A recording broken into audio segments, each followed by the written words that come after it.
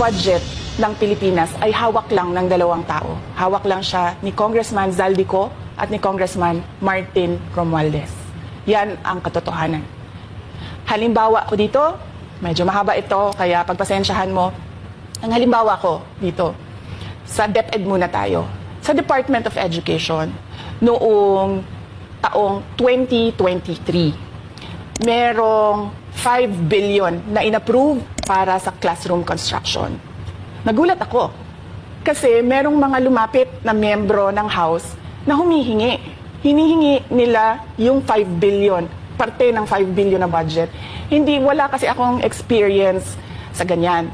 At saka ang pagkakaintindi ko, pag inapprove na yan ng Office of the President, ibibigay na yan, pagdediretso na yon sa approval at trabaho ng Department of Education sa construction ng mga classroom. Nagulat ako, may humingi. Magkano ba ang amin dyan? Magkano ba ang amin dyan? So sinabi ko, hindi pwede ito.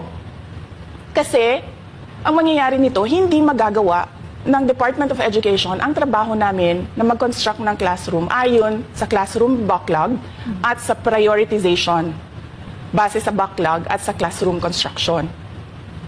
So sinabihan ko yung isang congressman, sabihan ninyo si Martin Romualdez na hindi pwede chap-chapin ang classroom construction na 5 billion. Kaya kung makikita ninyo sa budget proposal na approved ng Office of the President, 5 billion yon. Pero nung lumabas yung GAA o yung budget approved noong 2023, naging 15 billion siya.